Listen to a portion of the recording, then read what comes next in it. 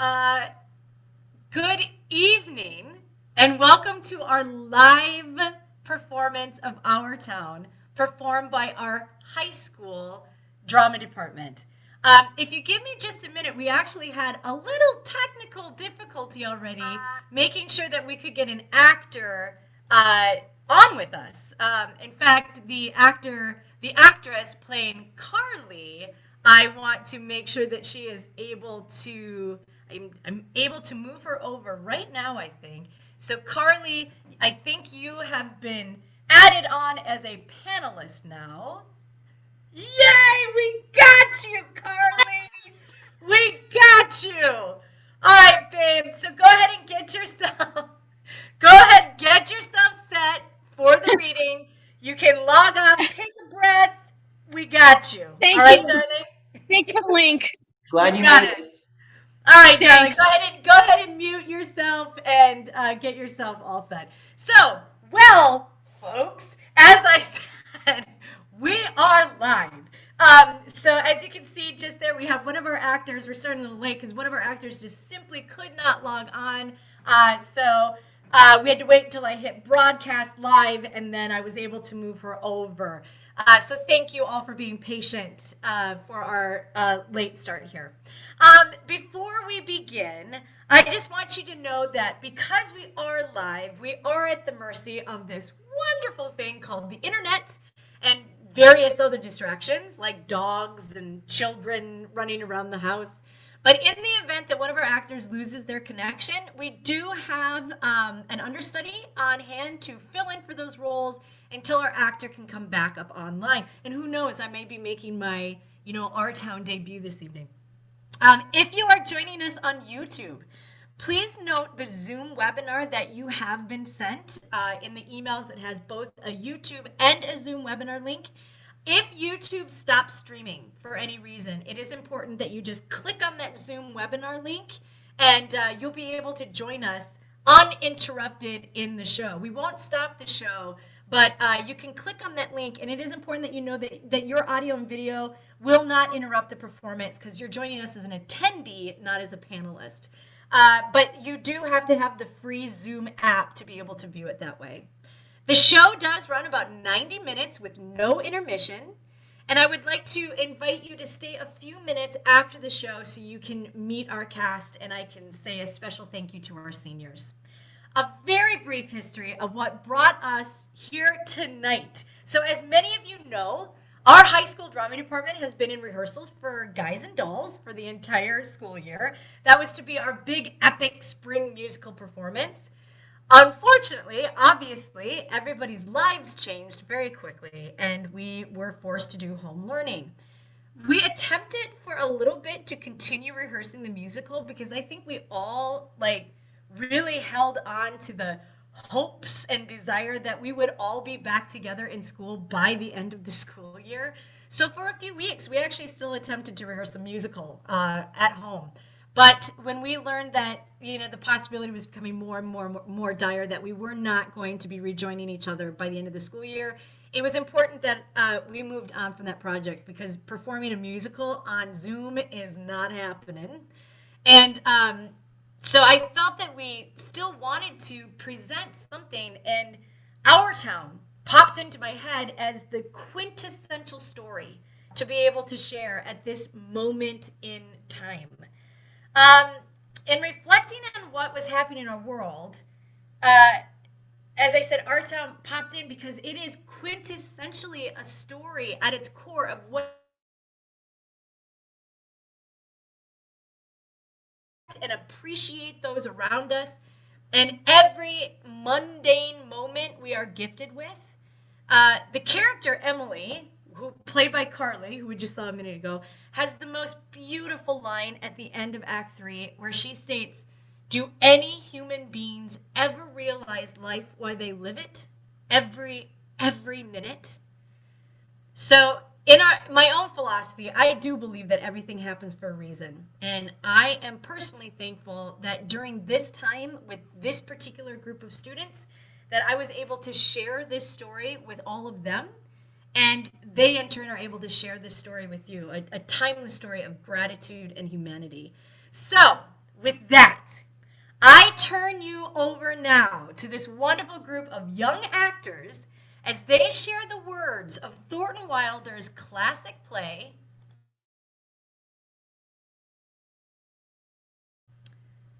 so Tenley, take it away. This play is called Our Town. It was written by Thornton Wilder. The name of the town is Grover's Corner, New Hampshire, just across the Massachusetts line. The first act shows a day in our town. The day is May 7th, 1901. The time is just before dawn. The sky is beginning to show some streaks of light over there in the east, behind our mountain. The morning star always gets wonderful bright the minute before it has to go, doesn't it? Well, I better show you how our town lies. Up here is Main Street. Here's the town hall and post office combined. Jail's in the basement. Here's the grocery store, and here's Mr. Morgan's drugstore. Most everybody in town manages to look in those two stores at least once a day. Public school's over yonder. High school's still farther over. Nice town, you know what I mean? Nobody very remarkable ever come out of it so far as we know. Yearly's tombstone in the cemetery up there on the mountain says 1670. There's Grovers and Carrats and Gibbses and Hurseys, same as the names that are around here now. Well, as I said, it's about dawn. The only light on in town is in a cottage over by the tracks where Polish mothers just had twins. And in the Joe Crowell house where Joe Jr. is getting up as to deliver the paper. And the depot where Shorty Hawkins is getting ready to flag the 5:45 for Boston. Naturally, out in the country all around, there'd been some lights on for some time, what with the milkins and so on. But town people sleep late, so another day's begun. There's Doc Gibbs coming down Main Street now, coming back from that baby case. And there's his wife coming downstairs to get breakfast. Doc Gibbs died in 1930. The new hospital's named after him. Mrs. Gibbs died first long time ago. She went out to visit her daughter Rebecca, who married an insurance man in Canton, Ohio, and died there, pneumonia. But her body was brought back here. She's up in the cemetery there now. In our town, we like to know the facts about everybody. That's Doc Gibbs. Got that call at 1:30 this morning, and there comes Joe Crowell Jr., delivering Mr. Webb's Sentinel.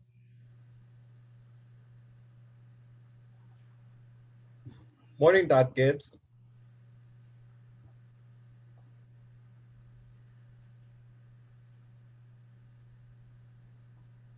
You're muted, just letting you know. Morning, Joe. Somebody been sick, Doc? No, just some twins born over in Polish Town. Do you want your paper now? Yes, I'll take it. Say, is there anything serious going on in the world since Wednesday? Yes, sir. My school teacher, Mrs. Foster is getting married to a fellow in Concord. I declare. How do you boys feel about that?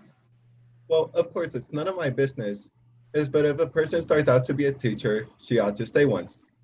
How's your knee, Joe? Fine, Doc. I never think about it at all. Only like you said, and it always tells me when it's going to rain. What's it telling you today? Is it going to rain? No, sir.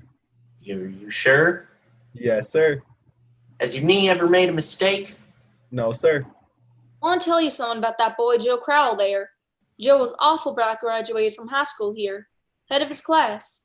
So he got a scholarship to Massachusetts Tech. Graduated head of his class there too. It was all wrote up in the Boston paper at the time. Gonna be a great engineer, Joe was.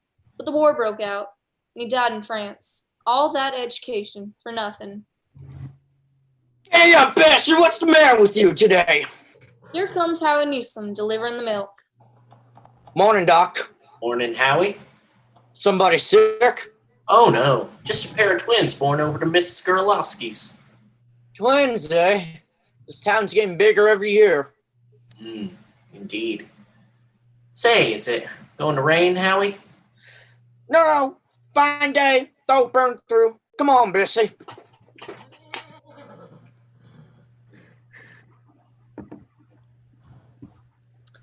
Good morning, Howie. Morning, Mrs. Gibbs.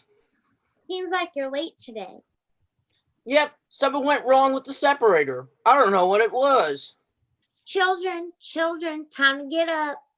Come on, Bessie. George, Rebecca. Everything all right, Frank? Yes, I declare. Easy as kittens. Bacon will be ready in a minute. Come down and drink your coffee. You can catch a couple hours sleep this morning, can't you? Mrs. Wentworth's coming at 11. Guess I know what it's about, too. Her stomach ain't put it on me. All told, you won't get more than 3 hours sleep. Frank Gibbs, I don't know what's going to become of you. I do wish I could get you to go away someplace and take rest. I think it would do you good. I declare, you've got to speak to George. Seems like something's come over him lately. He's no help to me at all. I can't even get him to cut me some wood. Is he sassy to you? Nah, he just whines. All he thinks about is that baseball. George, Rebecca, you'll be late for school. George, look sharp. Yes, Pa. Don't you hear your mother calling you? I guess I'll go upstairs and get 40 winks.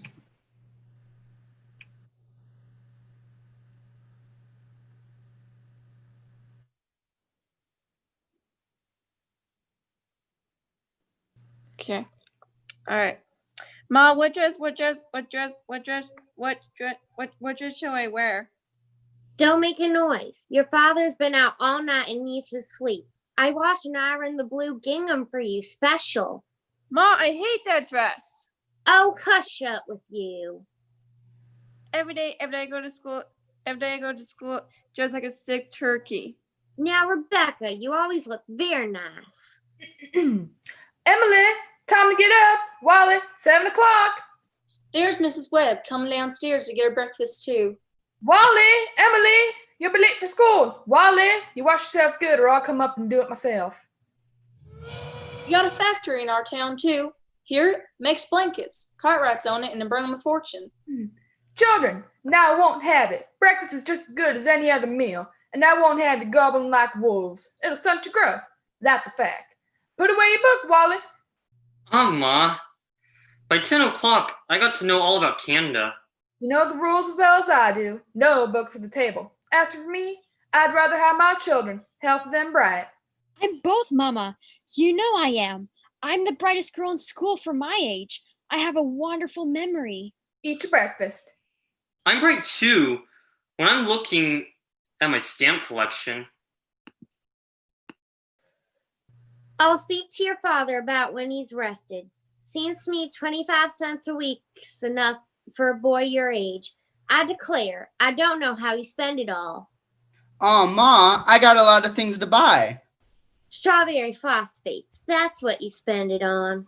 I don't see how Rebecca comes to have so much money. She has more than $1. I've been saving up gradually. Well, dear, I think it's a good thing to spend some money every now and then. Mama, do you know when I left most of the world? Do you? Money. Eat your breakfast. Mama, there's the first bell. I gotta hurry. Tell Miss Foster I sent her my best congratulations. Can you remember that? Yes, Ma. You look real nice, Rebecca. Pick up your feet. Walk fast, but you don't have to run. Wally, pull up your pants at the knee. Stand up straight, Emily. Good morning, Myrtle. How's your cold? Well, I still got that tickling feeling in my throat. I told Charles I didn't know as I'd go to choir practice tonight. It wouldn't be any use. Have you tried singing over your voice? Yes, but somehow I can't do that and stay on the key. Now, Myrtle, I've got to tell you something, because if I don't tell somebody, I'll burst. Why, Julia Gibbs. Myrtle, did one of those secondhand furniture men from Boston come to see last Friday? No. Well, he called on me. First, I thought he was a patient waiting to see Dr. Gibbs, and he wormed his way into my parlor, and Merle Webb, he offered me $350 for Grandmother Wentworth's highboy, as I'm sitting here. Why, Julia Gibbs. He did. That old thing, why, it was so big I didn't know where to put it, and I almost give it to Cousin Hester Wilcox. Well, you're going to take it, aren't you? I know. You don't know. $350? What's come over you? Well, if I could get the doctor to take the money and go away someplace on a real trip, I'd sell it like that. You know, Merle, It's been the jam of my life to see Paris, France. Oh, I don't know. It sounds crazy, I suppose, but for years I've been promising myself that if we ever have a chance. How does the doctor feel about it? Well, I did beat about the bush a little and said that if I got a legacy, that's the way I put it. I'd make him take me somewhere. What did he say? You know how he is. I haven't heard a serious word out of him since I've known him. No, he said, it might make him discontented with Gruber's Corners to go traipsing around Europe. Better let well enough alone, he says. Well, if that second-hand man's really serious about buying it, Julia, you sell it, and then you'll get to see Paris. Oh, I'm sorry I mentioned it. Only it seems to me that once in your life before you die, you ought to see a country where they don't talk in English and don't even want to. Thank you, ladies. Thank you very much. Now we're going to skip a few hours, but first we want to give a little more information about the town. Kind of a scientific notion, you might say. So I've asked Professor Willard of our state university to sketch in a few details of our past history here. Is Professor Willard here? May I introduce Professor Willard of our state university? A few brief notes, thank you, Professor. Unfortunately, our time is limited. Grover's Corners. Let me see. Grover's Corners lies on the old Pleistocene granite of the Appalachian Range. I may say it's some of the oldest land in the world. We're very proud of that. Some highly interesting fossils have been found. I may say unique fossils 2 miles out of town in Silas Peckham's cow pasture. They can be seen at the museum in our university at any time. That is, at any reasonable time. Shall I go over some of Professor Gruber's notes on the meteorological situation? Afraid we won't have time for that, Professor. We might have a few words on the history of man here. Yes, anthropological data. Early Amory Indian stock, Cotahatchee tribes.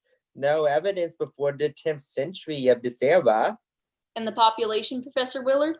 Within the town limits, 2,640. Just a moment, Professor. Oh, yes, indeed.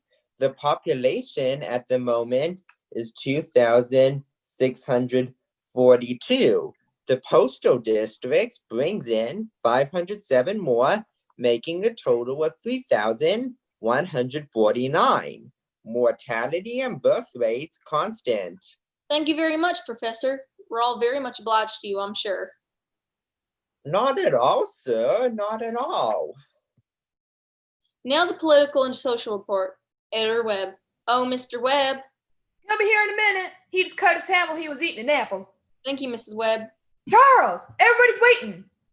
Mr. Webb is publisher and editor of the Grover's Corner Sentinel. That's our local paper, you know. Well, I don't have to tell you that we're run here by a board of select men. All males vote at the age of 21. Women vote indirect. We're lower middle class, sprinkling of professional men. 10% illiterate laborers. Politically, we're 86% Republicans, 6% Democrats, 4% socialists, rest indifferent. Religiously, we're 85% Protestants, 12% Catholics, rest indifferent. Have you any comments, Mr. Webb? Very ordinary town, if you ask me. Little better behaved than most. Probably a lot duller, but our young people here seem to like it well enough. 90% of them graduating from high school settled down right here to live, even when they've been away to college. Now, is there anyone in the audience who'd like to ask Editor Webb anything about the town? Yes, is there much drinking in Grover's Corners? No, ma'am, I'd say liquor ain't a regular thing at the home here, except in the medicine chest. Right good for snake bite, you know, always was. Is there no one in town aware of social injustice and industrial inequality? Oh, yes, everyone is something terrible. Seems like they spend most of their time talking about who's rich and who's poor. Then why don't they do something about it? Well, I don't know. I guess we're all hunting like everyone else for a way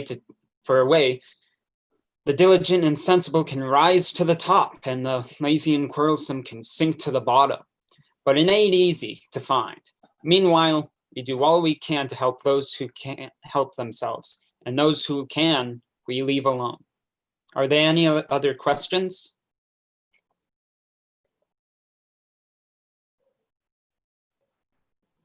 Are there any other questions? Oh, Mr. Webb, is there any culture of love of beauty in Grover's Corner? No, ma'am, there isn't much culture, but this is the place to tell you that we've got a lot of pleasures of a kind here.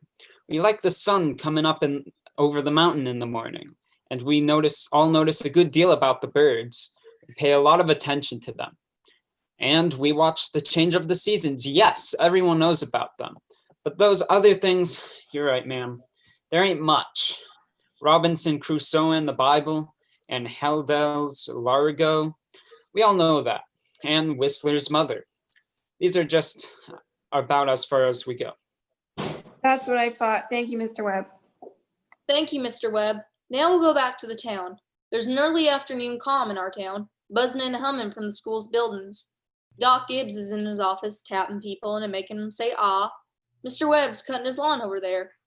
1 man in 10 thinks it's a privilege to push his own lawnmower. No, sir. It's later than I thought. There are the children coming home from school already. I can't, Louis. I've got to go home and help my mother. I promised.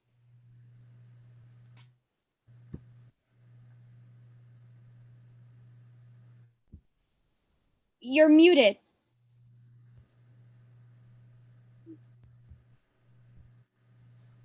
Hello, Emily. Hello.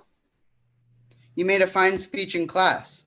Well, I was really ready to make a speech about Monroe Doctrine, but at last minute, Miss Corcoran made me talk about the Louisiana Purchase instead. I worked an awful long time on both of them. Gee, it's funny, Emily. From my window up there, I could just see your head nights when you're doing your homework over in your room. Why? Can you? You certainly do stick to it, Emily. I don't see how you can just sit still that long. I guess you like school. Well, I always feel it's something you have to go through. Yeah. I don't mind it really. It passes the time. Yeah. Emily, what do you think? We might work out a kind of telegraph from your window to mine, and once in a while you could give me a hint or two about one of those algebra problems. I don't mean the answers, Emily. Of course not. Just some little hint. Oh, I think hints are allowed. So, if you get stuck, George, you whistle to me, and I'll give you some hints. Emily, you're just naturally bright, I guess. I figure it's just the way a person's born. Yeah, but you see, I want to be a farmer, and my Uncle Luke says whenever I'm ready, I can come over and work on his farm. And if I'm any good, I could just gradually have it. You mean the house and everything? Yeah. Well, thanks. I better be getting out to the baseball field. Thanks for the talk, Emily. Good afternoon, Miss Webb. Good afternoon, George. So long, Emily. So long, George. Emily, come and help me string these beans for the winter. George Gibbs let himself have a real conversation, didn't he? Why, he's growing up. How old would George be? I don't know. Let's see. He must be almost 16. Mama, I made a speech in class today, and I was very good. You must recite it to your father at supper. What was it about? The Louisiana Purchase. It was like silk off a spool. I'm going to make speeches all my life. Mama, are these big enough? Try to get them a little bigger if you can. Mama, will you answer me a question serious? Seriously, dear, not serious. Seriously? Will you? Of course I will. Mama, am I good looking? Yes, of course you are. All my children have got good features. I'd be ashamed if they hadn't. Oh, Mama, that's not what I mean. What I mean is, am I pretty? I've already told you. Yes, now that's enough of that. You have a nice young pretty face. I never heard of such foolishness. Oh, Mama, you never tell us the truth about anything. I am telling you the truth. Mama, were you pretty? Yes, I was. If I do say it, I was the prettiest girl in town next to Mamie Cartwright. But Mama, you've got to say something about me. Am I pretty enough? To get anybody? To get people interested in me? Emily, you make me tired. Now stop it. You're pretty enough for all normal purposes. Come along now and bring that boy with you. Oh, Mama, you're no help at all. Thank you, that'll do. We'll have to interrupt again here. Thank you, Mrs. Webb. Thank you, Emily. There's some more things we want to explore about this town. I think this is a good time to tell you about the Cartwright interests have just begun building a new bank in Grover's Corner. They've asked a friend of mine what they should put in the cornerstone for people to dig up 1,000 years from now. Of course, they're putting in a copy of the New York Times and a copy of Mr. Webb's Sentinel, putting in a Bible and the Constitution of the United States, and a copy of William Shakespeare's plays. What do you say, folks? What do you think? You know, Babylon once had 2 million people in it. And all we know about them is the names of the kings and some copies of wheat contracts and the copies of the sales of slaves. Yet, every night, all those families sat down to supper, and the father came home from work, and the smoke went up the chimney, same as here. And even in Greece and Rome, all we know about the real life of the people is what we can piece together about joking poems and the comedies they wrote for the theater back then. So I'm going to have a copy of this play put in the cornerstone for the people 1,000 years from now, so they'll know a few simple facts about us. So people 1,000 years from now, this is the way we were in the provinces in north of New York at the beginning of the 20th century. This is the way we were in our growing up and in our marrying and in our living and in our dying. Well, a good deal of time's gone by. It's evening. You can hear the choir practice going on at the Congregational Church. Children are at home doing their schoolwork. The day's run down like a tired clock.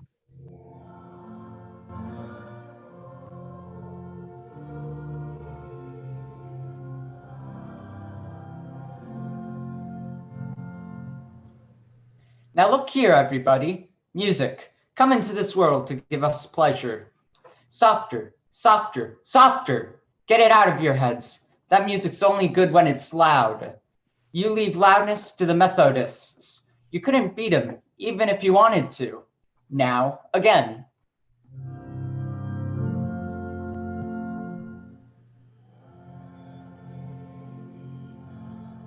Psst, Emily. Hello? Hello. I can't work at all. The moonlight's so terrible. Emily, did you get the third problem? Which? The third. Why, yes, George. That's the easiest of them all. I don't see it. Emily, can you give me a hint? I'll tell you one thing. The answer's in yards. In yards? How do you mean? In square yards. Oh, in square yards. Yes, George. Don't you see? Yeah. In square yards of wallpaper. Wallpaper. Oh, I see. Thanks a lot, Emily. You're welcome. My, isn't it the moonlight terrible? And the choir practice going on? I think if you hold your breath, you can hear the train all the way to your Contacooc. Hear it? Uh-huh. What do you know? Well, I guess I better go back and try to work. Good night, Emily, and thanks. Good night, George.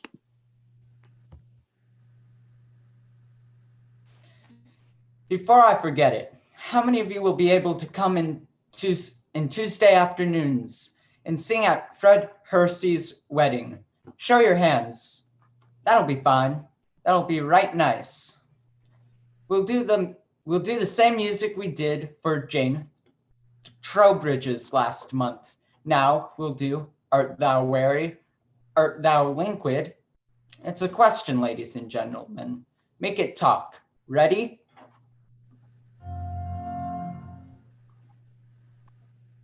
Oh, George, can you come down a minute? Yes, Pa. Make yourself comfortable, George. I'll only keep you a minute. George, how old are you? I'm 16, almost 17. And what do you want to do after school's over? Why, you know, Pa, I want to be a farmer on Uncle Luke's farm. Then you'll be willing, will you, to get up early and milk and feed the stock, and you'll be able to hoe and hay all day? Sure I will. What do you mean, Pa? Well, George, while I was in my office today, I heard a funny sound. What do you think it was? It was your mother, chopping wood. There you see your mother getting up early, cooking meals all day long, washing and ironing, and still she has to go out in the backyard and chop wood. I suppose she just got tired of asking you. She just gave up and decided it was easier to do it herself. And you eat her meals, and you put on the clothes she keeps nice for you, and you run off and play baseball like she's some hired girl we keep around the house but we don't like very much. Well, I knew all I had to do was call your attention to it. Here's a handkerchief, son. George, I've decided to raise your spending money 25 cents a week. Not, of course, for chopping wood for your mother, because that's a present you give her, but because you're getting older, I imagine there are lots of things you must find to do with it. Thanks, Pa. Let's see, tomorrow's your payday. You can count on it. Probably Rebecca will feel she ought to have some more too. Wonder what could have happened to your mother. Choir practice was never as late as this before. It's only 8:30, Pa. I don't know why she's in that old choir. She hasn't any more voice than an old crow, traipsing around the streets at this hour of the night. Just about time you retired, don't you think? Yes, Pa. Good night, Martha. Good night, Mr. Foster. Ma, it's late.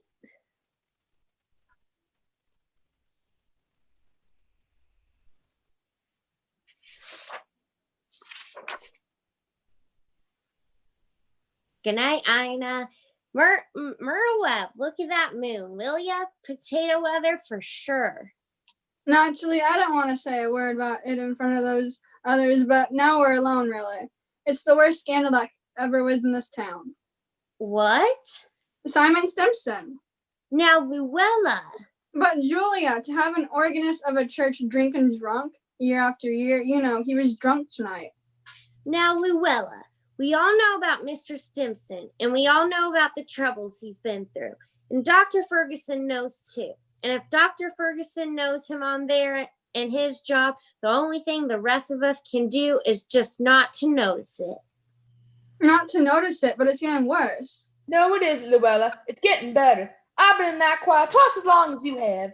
It doesn't happen anywhere near often. My, I hate to go to bed on a night like this. Better hurry. Those children be sitting up till all hours. Good night, Luella. Can you get home safe, Luella?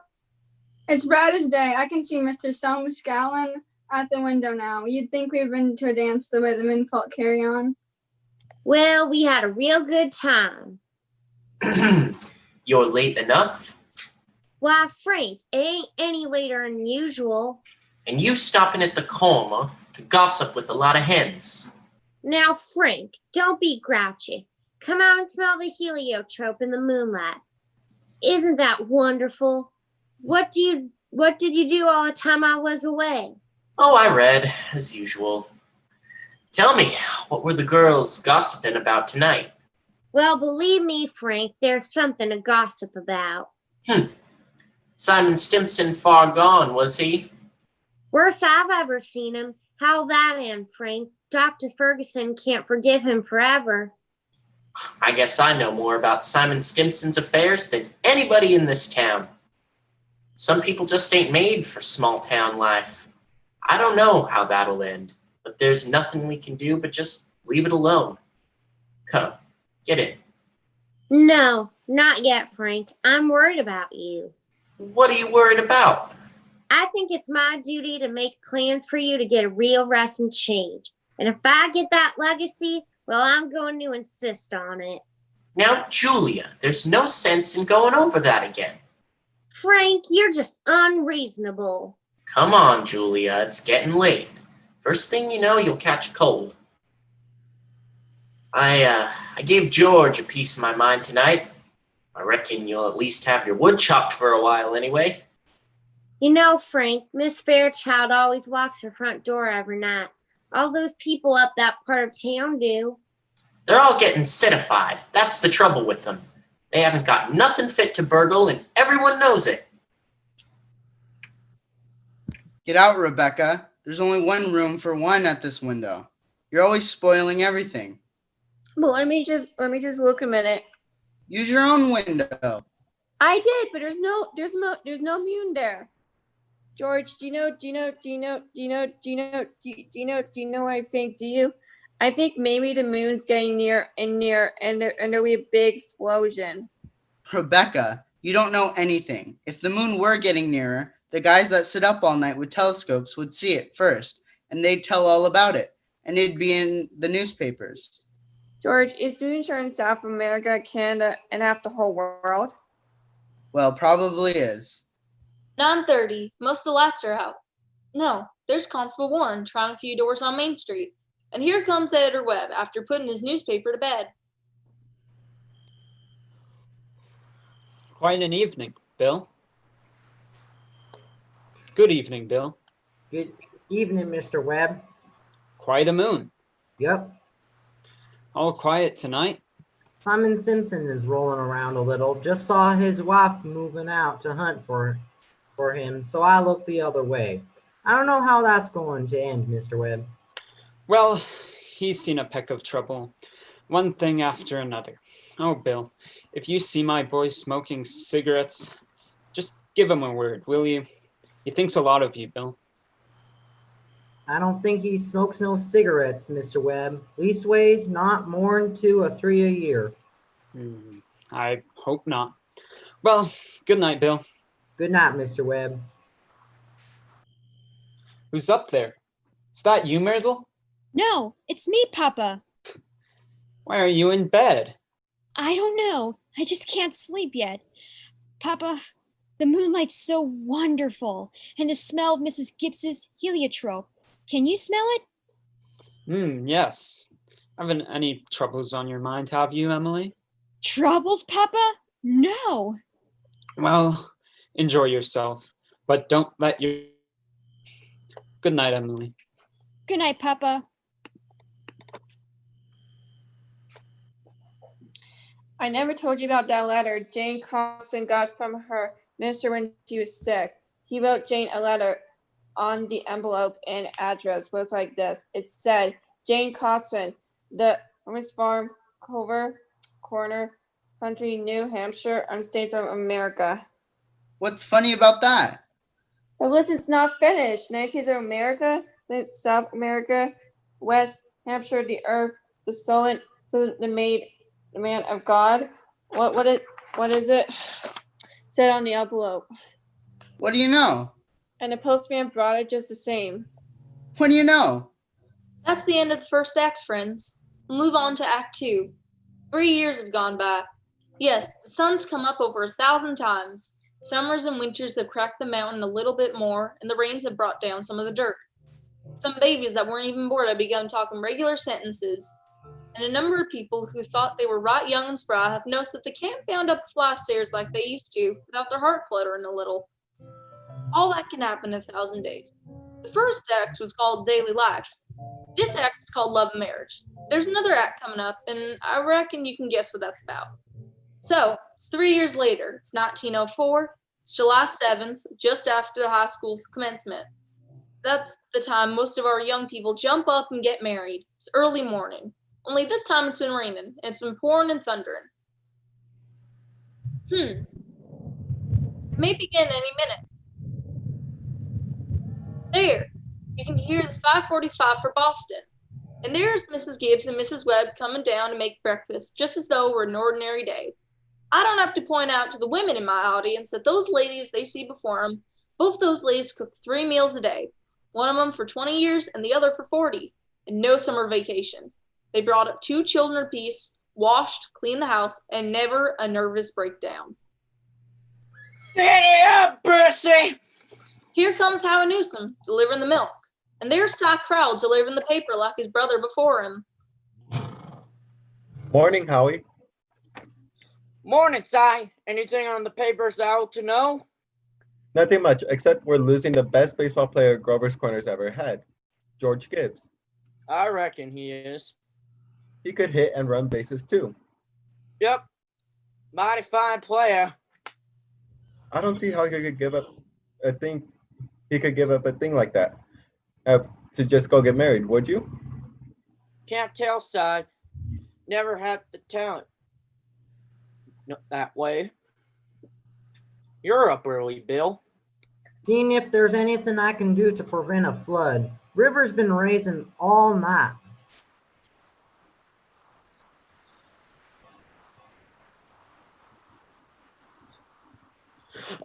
Side crowd's all worked up here about George Gibbs retiring from baseball. Yes, sir. That's the way it goes. Back in '84, we had a player, Si. Even George Gibbs couldn't touch him. Name of Hank Todd. Went down to Maine and became a parson. Wonderful ball player. Howie, how does the weather look like to you? Oh, it ain't bad. I think it might clear up for good. Good morning, Howie. Do you think it's gonna rain again? Morning, Mrs. Gibbs. It rained so heavily, I think it might clear it up. Certainly hope it will. What do you want today? I'm going to have a house full of relations, Howie. Looks to me like I'll need 3 milk and 2 cream. My wife says tell you we'll both hope they'll be very happy, Mrs. Gibbs. No, they will. Thanks a lot, Howie. Tell your wife I hope she gets there to the wedding. Yeah, she'll be there. She'll be there if she can. Morning, Mrs. Webb. Oh, good morning, Mr. Newsom. I told you 4 quarts of milk, but I hope you can spare me another. Yes, and the 2 cream? Will it start raining again, Mr. Newsom? Well, I was just saying to Mrs. Gibbs, how it might lighten up. Mrs. Newsom told me to tell you how we hope they'll be very happy. I know, Mrs. Webb. No, they will. Thank you, and thank Mrs. Newsom, and we're counting on seeing you at the wedding. Oh, yes, Mrs. Webb. We hope to get there. Couldn't miss that. Come on, Bessie.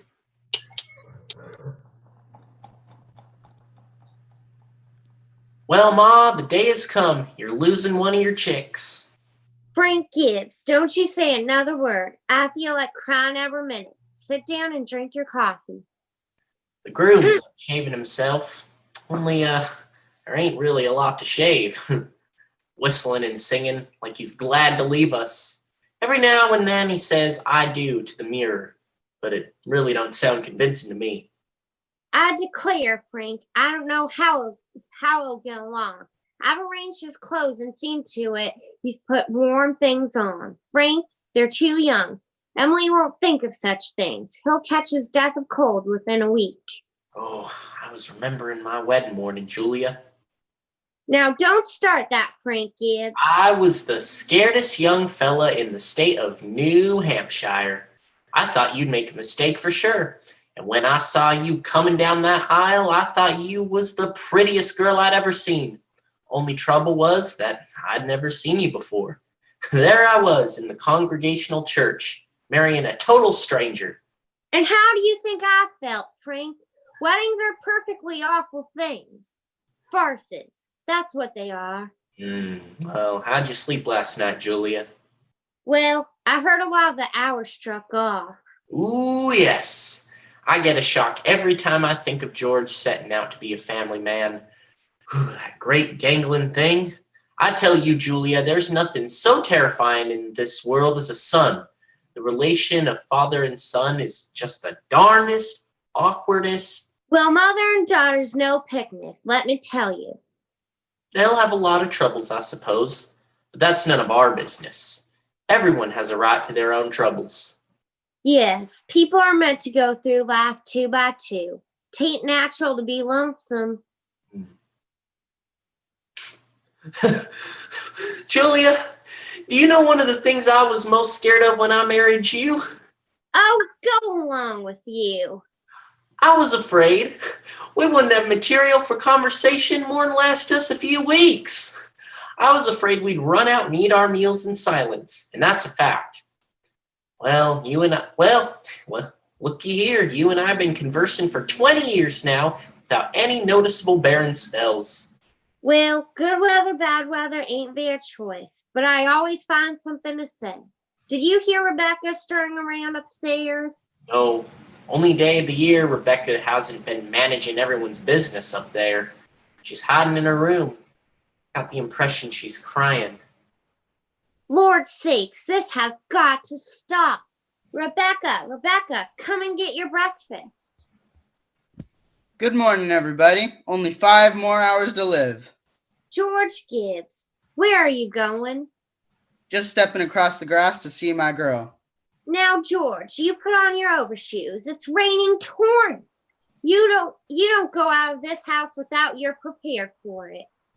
Oh, Ma, it's just a step. George, you'll catch your death of cold and cough all through the service. George, do as your mother tells you. From tomorrow on, you can kill yourself in all weathers. But while you're in my house, you'll live wisely, thank you. Maybe Miss Webb isn't used to callers at 7 in the morning. Here, take a cup of coffee first. Be back in a minute. Good morning, Mother Webb. Goodness, you're hurting me. Now, George, you can come in a minute out of the wet, but I can't ask you in. Why not? George, you know as well as I do. The groom can't see his bride on his wedding day. Not until he sees her in church. Oh, that's just a superstition. Good morning, Mr. Webb.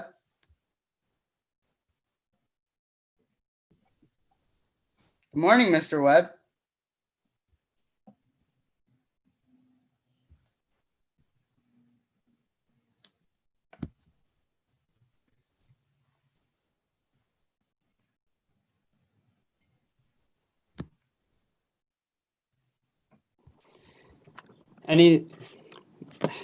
You don't believe in superstition, do you?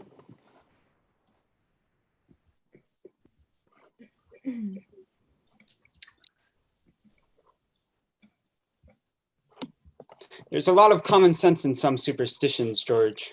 Millions have followed it, George, and now you don't want to be the first to fly in the face of custom.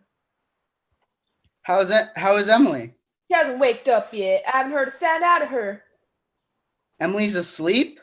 No wonder. We were up till all hours sewing and packing. Now I'll tell you what I'll do. Sit down here a minute with Mr. Webb and drink this cup of coffee. And I'll go upstairs and see if she doesn't come down and surprise you. There's some bacon too, but don't be long about it. Well, George, how are you? Oh, fine. I'm fine. I wish a fellow could get married without all that marching up and down. Every man that's ever lived has felt that way about it, George. But it hasn't been any use. It's the women folk who've built up weddings, my boy. A man looks pretty small at a wedding, George. All those good women standing shoulder to shoulder, making sure that the knot's tied in a mighty public way. But you believe in it, don't you, Mr. Webb? Oh, yes, don't you misunderstand me, my boy. Marriage is a wonderful thing, wonderful thing. And don't you forget that, George. George, I was thinking the other night of some advice my father gave me when I got married. Charles, he said, Charles, start out early showing who's boss. Best thing to do is to give an order, even if it don't make sense, just so she'll learn to obey. And he said, if anything about your wife irritates you, her conversation or anything else, just get up. That'll make it clear to her. And oh yes, he said never let your wife know how much money you had. Never. Well, Mr. Webb, I don't think I could. The opposite of my father's advice. I've been happy ever since. And that be a lesson to you, George. Never ask advice on personal matters. George, are you going to raise chickens on your farm?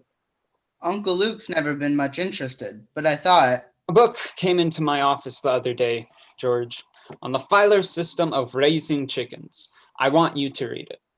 I'm thinking of beginning in a small way in the backyard, and I'm going to put an incubator in the cellar. Charles, what are you talking about, that old incubator again? I thought you two be talking about things worthwhile. Well, Myrtle, if you want to give the boy some good advice, I'll go upstairs and leave you alone with him. George, Emily's got to come downstairs and eat breakfast. She sends you her love, but she doesn't want to lay eyes on you. Goodbye. Goodbye.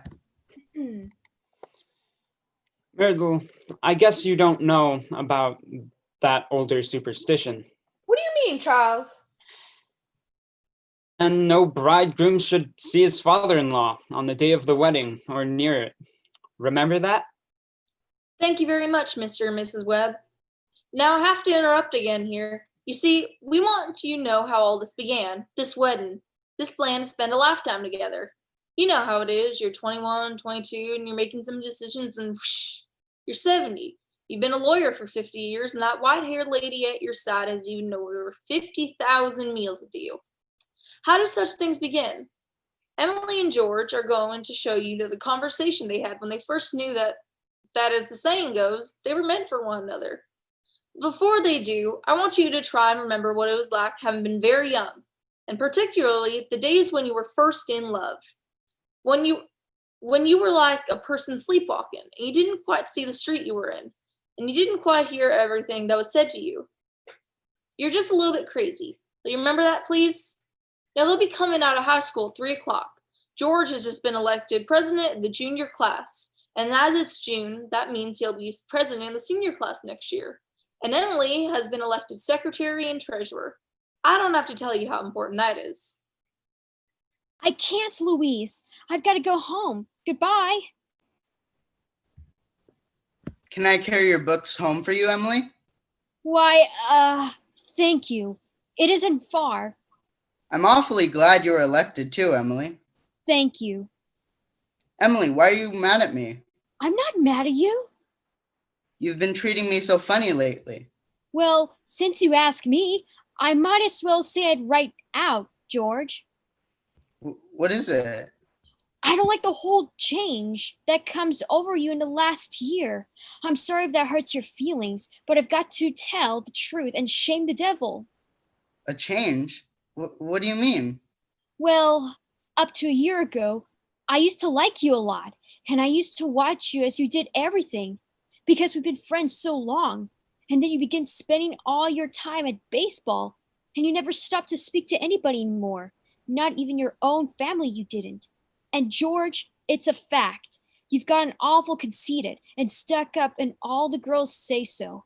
They may not say to your face, but that's what they say about you behind your back, and it hurts me to hear them say it, but I've got to agree with them a little. I'm sorry if it hurts your feelings, but I can't be sorry I said it. I'm glad you said it, Emily. I never thought that such a thing was happening to me. I guess it's hard for a fella not to have faults creep into his character. I always expect a man to be perfect, and I think he should be. Oh, I don't think it's possible to be perfect, Emily. Well, my father is, and as far as you can see your father is, there's no reason on earth why you shouldn't be too. Well, I feel like it's the other way around, that men aren't naturally good, but girls are. Well, you might as well know right now that I'm not perfect. It's not easy for a girl to be perfect as a man, because we're girls are more nervous. Now, I'm sorry I said all that about you. I don't know what made me say it. Emily? Now I can see it's not the truth at all, and I suddenly feel that is important anyway. Emily, would you like an ice cream soda or something before you go home? Well, thank you, I would. Hello, Mr. Morgan.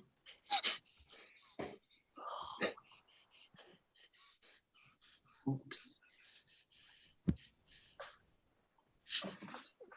Hello, George. Hello, Emily. What do you have? Emily Webb, what you been crying about? She just got an awful scare, Mr. Morgan. She almost got run over by that hardware store wagon. Everybody says that Tom Huckins drives like a crazy man. Well, now, you take a drink of water, Emily. You look all shook up. I tell you, you've got to look both ways before you cross Main Street these days. Guess words every year. What do you have? I'll have a strawberry phosphate. Thank you, Mr. Morgan. No, Emily. Have an ice cream soda with me. 2 strawberry ice cream sodas, Mr. Morgan. 2 strawberry ice cream sodas. Yes, sir. Yes, sir. There are 125 horses in Grover's Corners this minute. I'm talking to you. State inspector was in here yesterday, And now they're bringing in these automobiles. The best thing to do is to just stay home. Why, I can't remember when a dog could go to sleep all day in the middle of Main Street and nothing comes along to disturb him. There they are. Enjoy them. Yes, Mrs. Ellis? What can I do for you? They're so expensive. No, don't you think of that. We're celebrating our election. And then do you know what else I'm celebrating? No? I'm celebrating because I've got a friend who tells me all the things that ought to be told me. George, please don't think of that. I don't know why I said it. It's not true. You're... No, Emily, you stick to it. I'm glad you spoke to me like you did. But you'll see, I'm going to change so quick. You bet I'm going to change. And Emily, I want to ask you a favor. What? Emily, if I go away to State Agriculture College next year, will you write me a letter once in a while? I certainly will. I certainly will, George. It certainly seems like being away 3 years, you get out of touch with things. Maybe letters from Grover's Corners won't be so interesting after a while. Grover's Corners isn't a very important place where you think of New Hampshire, but I think it's a very nice town. The day wouldn't come when I wouldn't want to know everything that's happening here. I know that's true, Emily. Well, I'll try to make my letters interesting. You know, Emily, whenever I meet a farmer, I ask him if he thinks it's important to go to agriculture school to be a good farmer. Why, George? Yeah, and some of them say that's even a waste of time. You can get all those things anyway, out of the pamphlets the government sends out. And Uncle Luke's getting old. He's about ready for me to start in taking over his farm tomorrow, if I could. My! And like you said, being gone all that time in other places and meeting other people, gosh, if anything like that can happen, I don't want to go away. I guess new people aren't any better than old ones. I'll bet they almost never are. Emily, I feel that you're as good as a friend as I got. I don't need to go and meet new people in the other towns. But George, maybe it's very important for you to go and learn all that about cattle judging and soils and all those things. Of course. I don't know. Emily, I'm going to make up my mind right now. I won't go. I'll tell Pa about it tonight. Why, George? I don't see why you have to decide right now. It's a whole year away. Emily, I'm glad you spoke to me about that fault in my character. What you said was right, but there was one thing wrong in it, and that was when you said that for a year I wasn't noticing people. And you, for instance. Why, you say you were watching me when I did everything. I was doing the same about you all the time. Why, sure, I always thought about you as one of the chief people I thought about. I always made sure where you were sitting on the bleachers and who you were with. And for 3 days now, I've been trying to walk home with you. But something's always gotten in the way. Yesterday, I was standing over against the wall waiting for you, and you walked home with Miss Kokorian. George, life's awful funny. How could I have known that? Why, I thought... Listen, Emily, I'm going to tell you why I'm not going to agriculture school. I think that once you've found a person that you're very fond of, I mean a person who's fond of you too, and likes you enough to be interested in your character, well, I think that's just as important as college is, and even more so. That's what I think. I think it's awfully important too. Emily? Yes, George? Emily, if I do improve and make a big change, could you be... I am now. I always have been. So I guess this is an important talk we've been having. Yes. Wait just a minute and I'll walk you home. Mr. Morgan, I'll have to go home and get the money to pay you for this. It'll only take me a minute. What's that? George Gibbs? Do you really mean to tell me? Yes, but I had reasons, Mr. Morgan. Look, here's my gold watch to keep until I come back with the money. That's all right. Keep your watch. I'll trust you. I'll be back in 5 minutes. I'll trust you 10 years, George. Not a day over. Got all over your shock, Emily? Yes. Thank you, Mr. Morgan. It was nothing. I'm ready. Well, now we're getting ready to go on with the wedding. For a while now, the play's getting pretty serious. You see, some churches say that marriage is a sacrament. I don't know what that means, but I can guess. Like Mrs. Gibbs said a few minutes ago, people were made to live 2 by 2. This is a good wedding. But people are so put together that even at a good wedding, there's a lot of confusion way down deep in people's minds. And we thought that we ought to put that in our play too. The real hero of this scene isn't on stage at all. And you know who that is? It's like one of those European fellas said, every child born in the world is nature's attempt at making a perfect human being. Well, we've seen nature pushing and contriving for some time now. Now we know that nature's interested in quantity, but I think she's interested in quality too. I don't know why on earth I should be crying. I suppose nothing to cry about. It came over me at breakfast this morning. There was Emily, eating a breakfast that she's done for 17 years, and now she's going off to eat at someone else's house. I suppose that's it. And Emily, she suddenly said, I can't eat another mouthful, and she put her head down on the table, and she cried, Oh, here they come. Hey, George. Yes, ow. Look at him, fellas. Is he scared to death? Yow. George, don't look so innocent, you old geezer. We know what you're thinking. Don't disgrace the team, big boy. Whoop whoop. All right, that'll do. That's enough of that. There used to be an awful lot of that kind of thing at weddings in the old days, Rome and later. We're more civilized now, or so they say. George, what's the matter? Ma, I don't want to grow old. Why is everybody pushing me so? Why, George, you wanted it. No, Ma, listen to me. No, George, you're a man now. Listen, Ma, for the last time I ask you, all I want to do is be a fella. George, if anyone should hear you, now stop. Why, I'm ashamed of you. What? Where's Emily? George, you gave me such a turn. Cheer up, Ma. I'm getting married. Let me catch my breath a minute. Now, Ma, you save Thursday nights. Emily and I are coming over to dinner every Thursday night. You'll see, Ma. What are you crying for? Come on, we've got to get ready for this. I never felt so alone in my whole life. And George over there looking so... I hated him. I wish I were dead. Papa!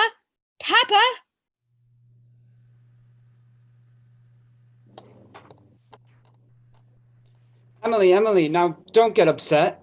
But Papa, I don't want to get married. Shh, Emily, everything's gonna be all right. Why can't I stay for a while just as I am? Let's go away. No, Emily. Now stop and think. Don't you remember they used to say, all the time you used to stay, all the time that I was your girl? There must be lots of places we can go to. I'll work for you. I could keep house. You're just nervous, Emily. George, will you come here a minute? Why, you're marrying the best young fellow in the world. George is a fine fellow. But Papa! I'm giving away my daughter, George. Do you think you could take care of her? Mr. Webb, I want to. I want to try. Emily, I'm going to do my best. I love you, Emily. I need you. Well, if you love me, help me. All I want is someone to love me. I will, Emily. Emily, I'll try. And I mean forever. Do you hear? Forever and ever. Come on. They're waiting for us. Now you know it'll be all right. Come, quick.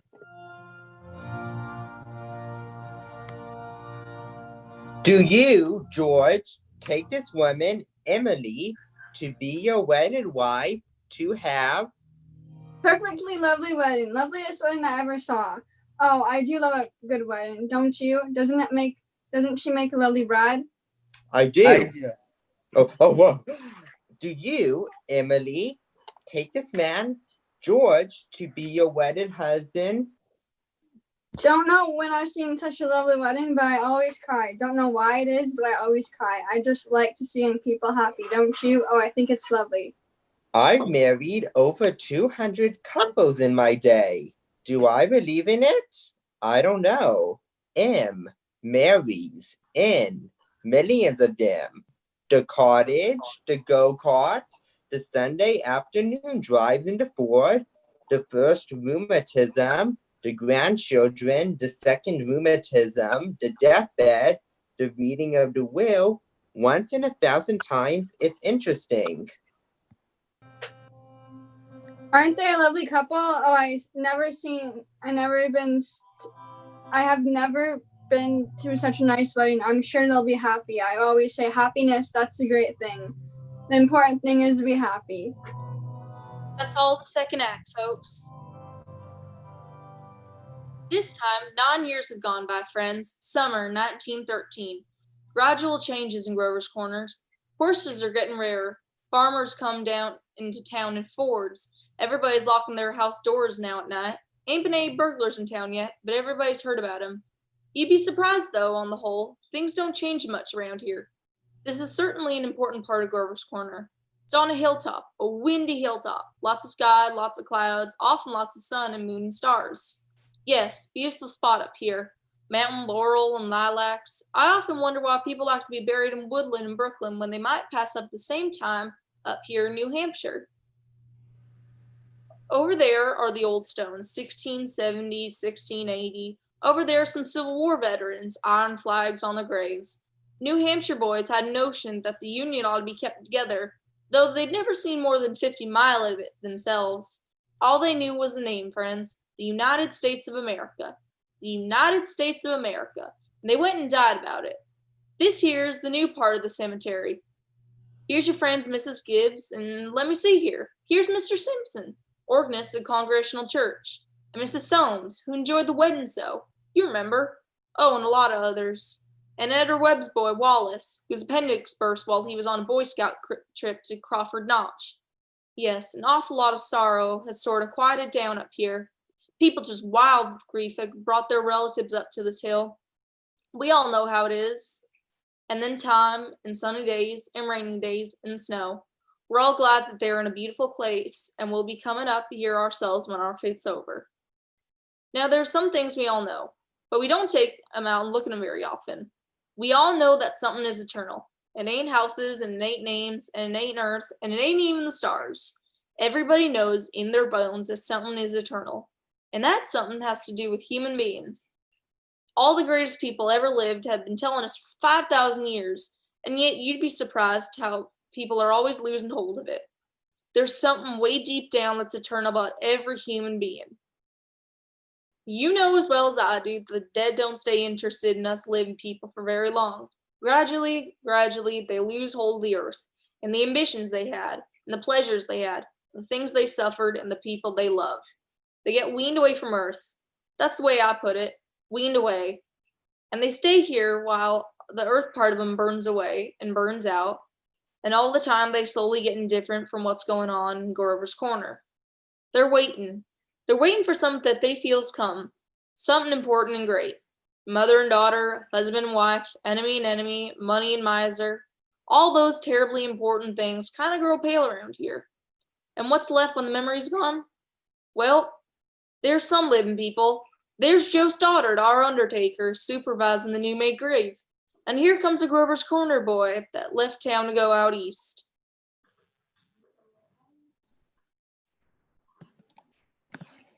Good afternoon, Joe Stoddard.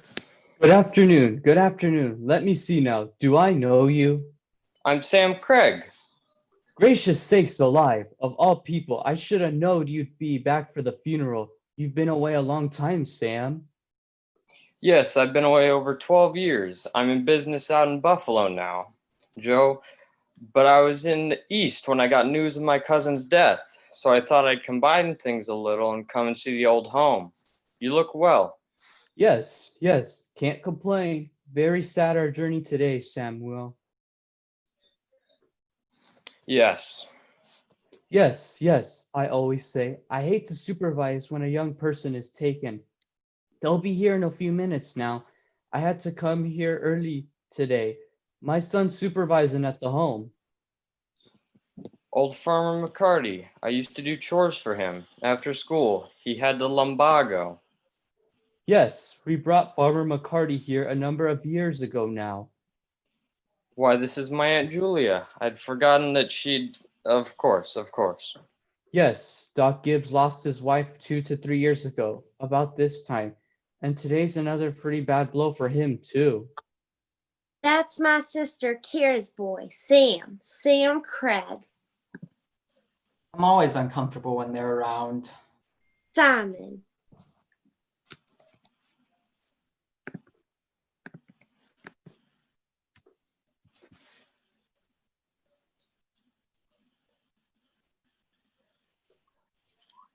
Simon. Oh, do they choose their own verses much, Joe? No, not usual. Mostly the bereaved pick a verse.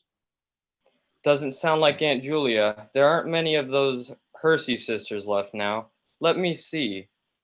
I wanted to look at my father and mother's. Over there with the Craigs, Avenue F.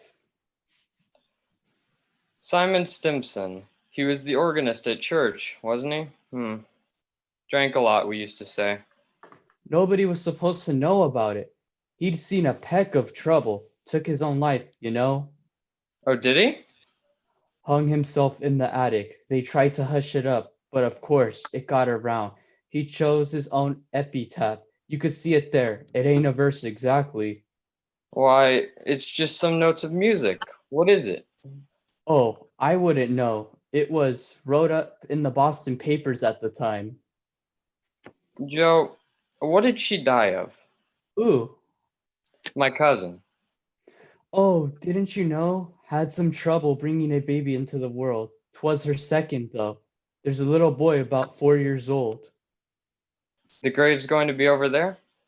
Yes, there ain't much room over here among the Gibbses, so they're opening up a whole new Gibbs section over by Avenue B. You'll excuse me now. I see they're coming. Who is it, Julia? My daughter-in-law, Emily Webb. Well, I declare, what did she die from, Julia? In childbirth. Childbirth? I'd forgotten all about that. Wasn't life awful and wonderful? Wonderful. Was it? Simon, now remember. I remember Emily's wedding. Wasn't it a lovely wedding? I called on them at their new farm just before I died. Perfectly beautiful farm.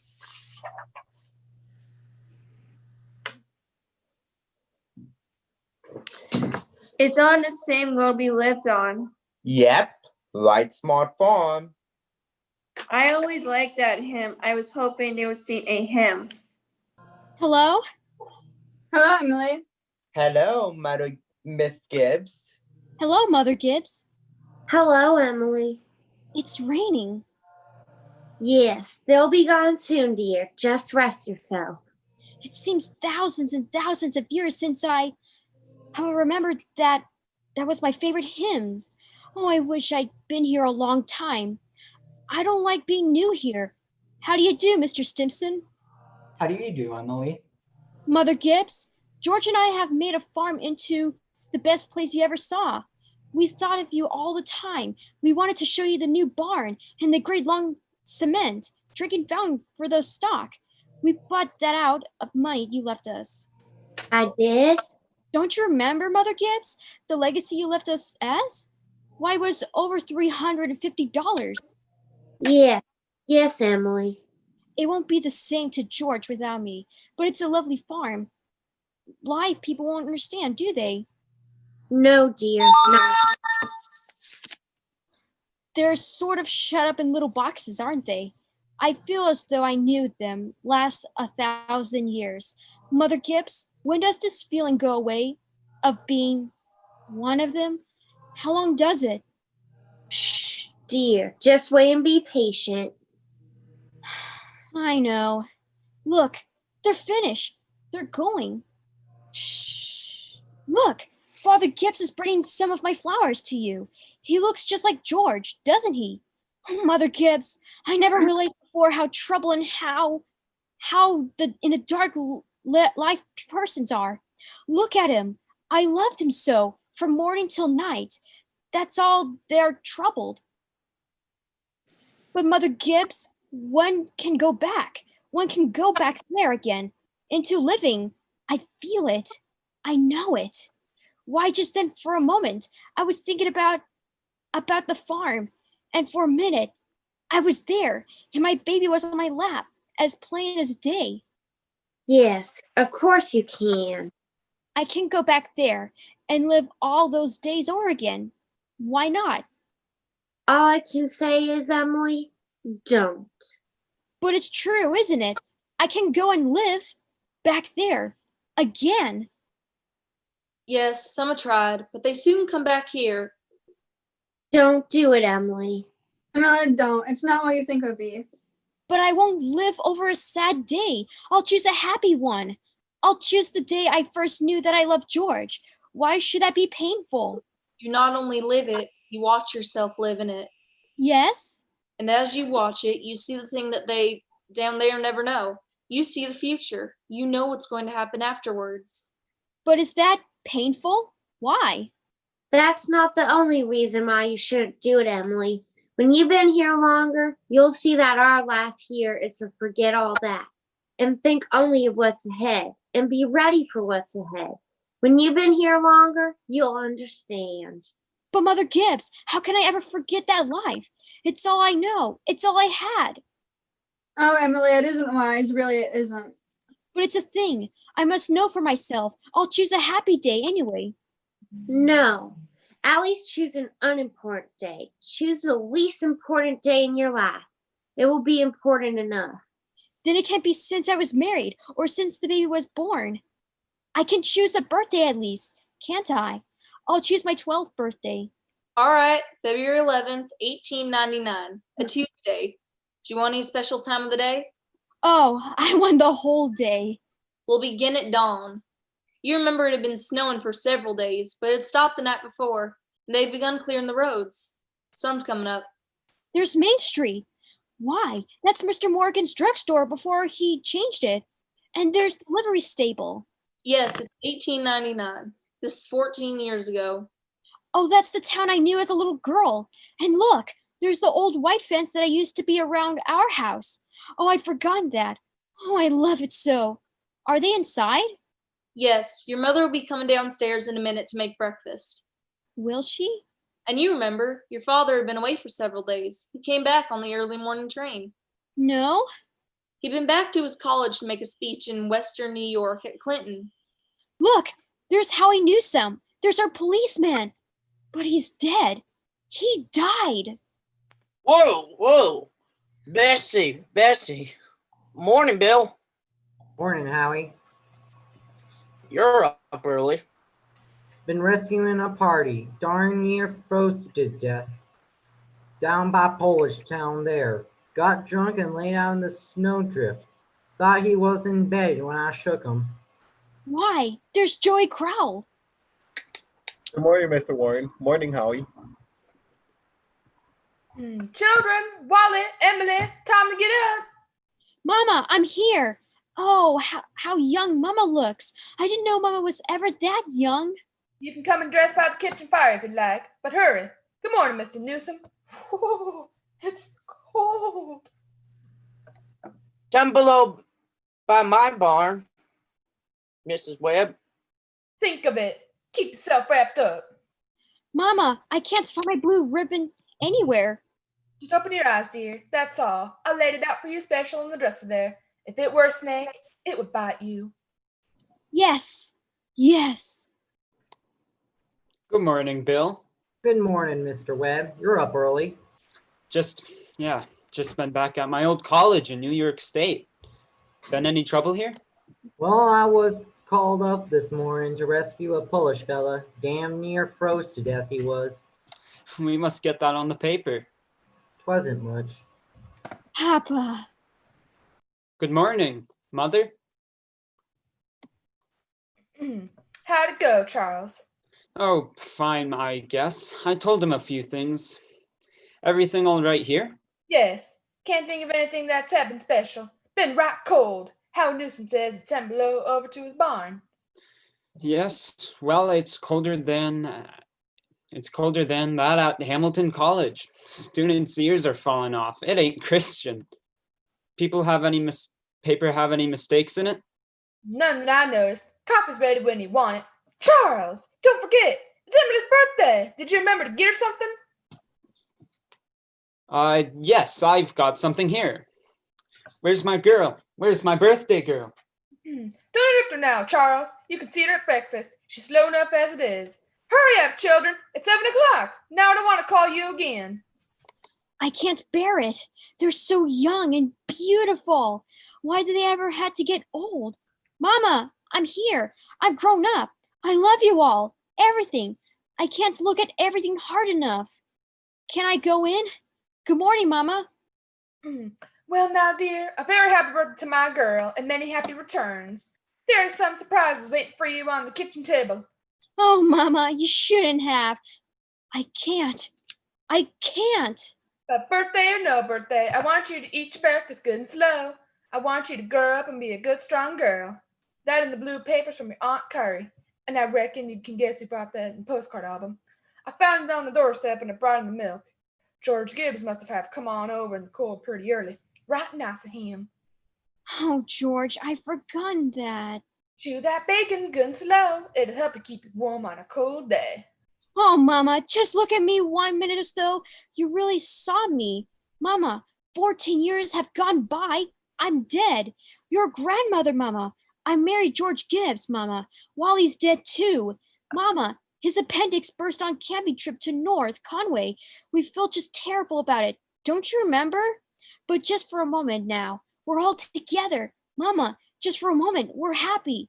Let's look at one another. That in the yellow paper, something I found in the attic among grandmother's things. You're old enough to wear it now, and I thought you'd like it. And this is from you. Why, Mama? It's just lovely, and it's just what I wanted. It's beautiful. Well, I hoped you'd like it. Hunted all over. Your Aunt Nora couldn't find one in Concord, so I had to send all the way to Boston. Wally had something for you, too. He made it in manual training class, and he's very proud of it. Be sure to make a big fuss about it. Your father has a surprise for you, too. Don't know what it is myself. Here it comes. Where's my girl? Where's my birthday girl? I can't go on. It goes so fast. We don't have time to look at one another. I didn't realize so all that was going on, and we never noticed. Take me back, up the hill, to my grave. But first, wait. One more look. Goodbye. Goodbye, world. Goodbye, Grover's Corners. Mama and Papa. Goodbye to clocks ticking, and Mama's sunflowers, and food and coffee, and new iron dresses and hot baths, and sleeping and waking up. Oh, Earth, you're too wonderful for anybody to realize you. Do any human beings ever realize life while they live in it? Every minute? No. Saints and the poets, maybe they do some. I'm ready to go back.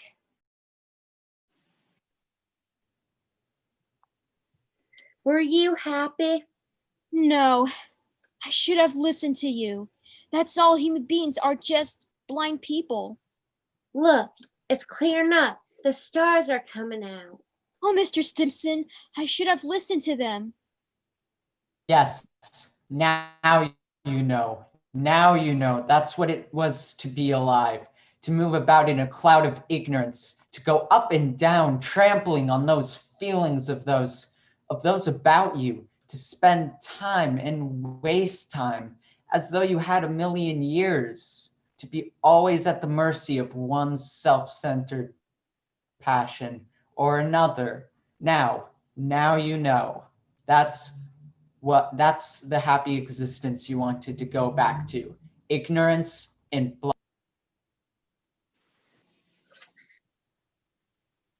Simon Stimson, that ain't the whole truth, and you know it. Emily, look at that star. I forget its name. My boy Joe was a sailor. Knew 'em all? He sat on the porch evenings and tell them all by name. Yes, sir. Wonderful. A star's mighty good company. Yes, it is. Here's one of them coming. That's funny. Tain't no time for one of them to be here. Mother Gibbs, it's George. Shh, dear, just rest yourself. It's George. And my boy Joe, who knew the stars, he used to say it took millions of years for that speckle light to get to the earth. Don't seem like a body could believe it, but that's what he used to say, millions of years. Goodness, that ain't no way to behave. You ought to be home. Mother Gibbs? Yes, Emily? They don't understand, do they? No, dear, they don't understand. Most everybody's asleep in Grover's Corner. There are a few lights on. Shorty Hawkins down at the depot has just watched the Albany train go by. And at the library stable, somebody's setting up late and talking. Yes, it's clearing up. There the stars doing their old crisscross journey in the sky. Scholars haven't settled the matter yet, but they seem to think that there are no living beings up there, just chalk or fire. Only this one is straying away all the time to make something of itself. The strain's so bad that every 16 hours, everybody lies down and gets a rest. 11 o'clock in Grover's Corners. You get a good rest too. Good night.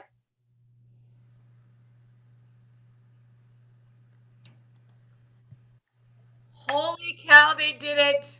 They did it. They did it. They did it. Woo! Never seen your candles Yeah. lit before. Oh, sorry. Yeah, oh, it's awfully dark back here. Let me turn on a light real quick. I love your candles too. Oh, my, thank you. You look Oh, awesome. my goodness, you guys.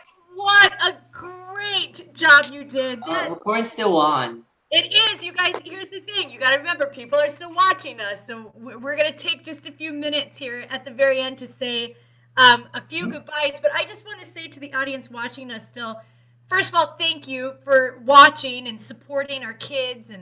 But I just want to point out, they are in charge of muting and, putting their cameras on and understanding when their entrances and their exits are. And it's a lot of work.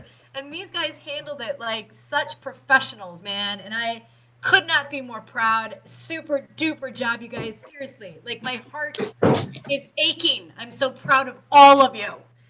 I want to take just a minute though before we all sign off, and if everybody could do me a favor and just hide your video just for a minute, except for my 4 seniors, which is Charlotte, Carly, Angie, and Yushin. Not Sean. There you go. There are the 4 seniors in this year's drama class. And I just wanted to say, wow, what a journey we have had together, right? For many years. I've had all of you for several years, some of you longer, but I've had all of you kind of in my proximity for years. And I am so much better for having you all cross paths in my life. I wanted to ask you guys very quickly, and you can all kind of chime in. You know how Emily has that beautiful speech at the end when she says goodbye to Grover's Corners? If for Howie, sign off for a minute. Nicholas, sign off for a minute. If I want you guys to chime in and tell me what are a few things that you think that you want to say goodbye to Frostig. What are a few things that you think are your goodbye moments? Carly, do you have any? Oh, my goodbye moments. Christina, thank you for performing me for drama all these years since 7th grade.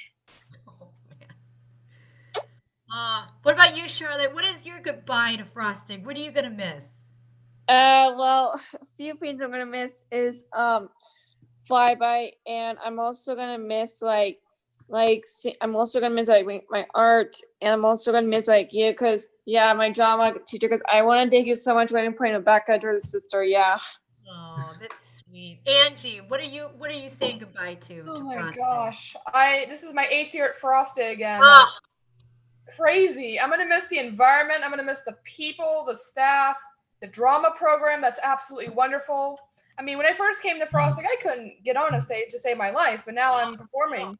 I know. I remember having you as you were in elementary, were you? You were in elementary. I was in 5th grade. Yeah. Do you remember what your first play was? Oh my god. It was Wizard of Oz because yeah. And you were one of the narrators, right? My coincidence. Yeah, I was a storyteller. Yes, storyteller. Same. Oh my gosh. You should. I'm gonna have you chime in here. What is goodbye for you? Yeah, so honestly, one thing I'm gonna miss would be mostly the staff, because I mean they do a lot to help with my education stuff, and I couldn't be more proud of how much I've how much I've grown like over these 4 years, and also like the times like I had with you, especially like when I started off with when we started off by like doing the Holocaust play together. That was a very very fun play together. I mean, it wasn't fun. It was insightful, and it was deep, and it was. You know what? That was a really beautiful moment I shared with all of you too. It was a very dark subject, but something that's very important to keep, forefront in our minds and keep storytelling about. But yeah, Yushin, I'm gonna miss, for those of you who don't know, Yushin typically is for the past few years has been at the soundboard doing sound cues while I'm doing the lights. So him and I are kind of like the tech people, running shows. He's got a very calming presence. I know he really likes. I know he's really into like Rich's music classes. Oh yeah. Yes. Great bassist. Good. So you guys, again, I just want to take a really just brief moment again with the four of you in particular and just tell you again how proud I am. I want you to remember that Frostig is always there. You are always, part of the family. You always can reach out to What?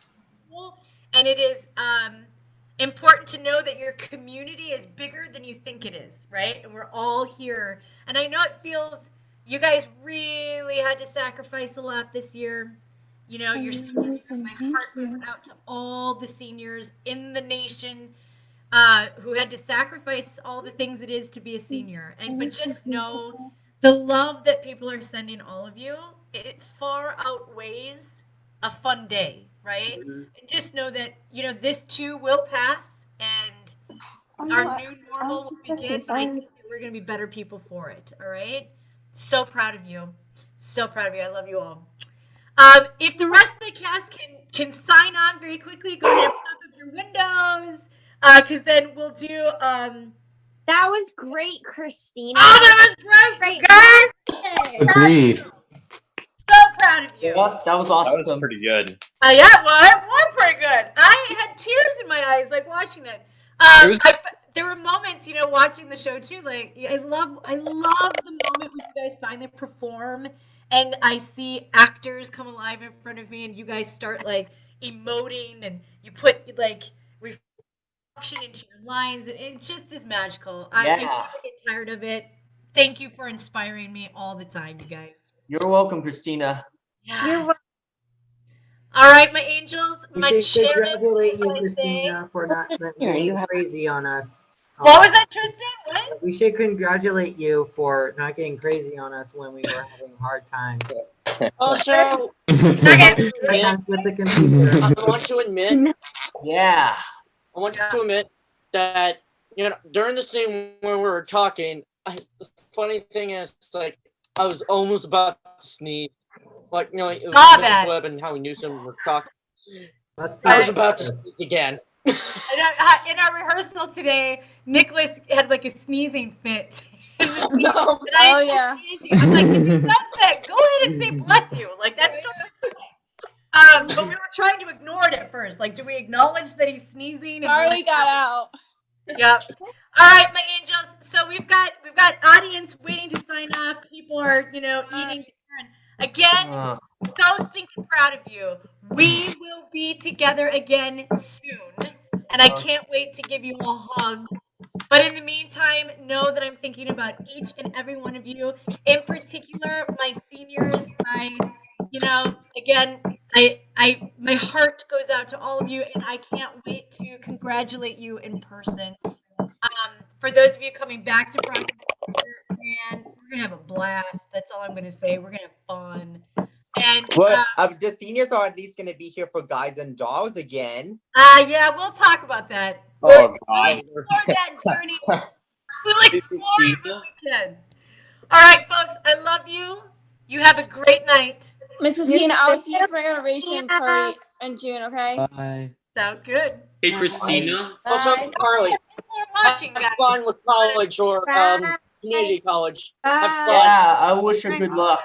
Bye. Bye. See you later. Hey, Christina. Watching. Do you know when the recording is gonna be sent out?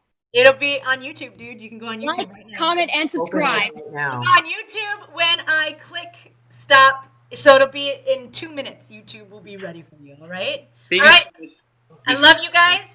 Have a great night. You too. And I will Bye. Right Bye. here, Christina. Have a good week. Good luck. Bye, guys.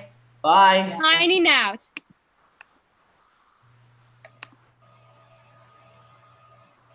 Who's our town? Go ahead and sign out, Tristan. Oh, okay. Bye. Have Bye. a good week. You too.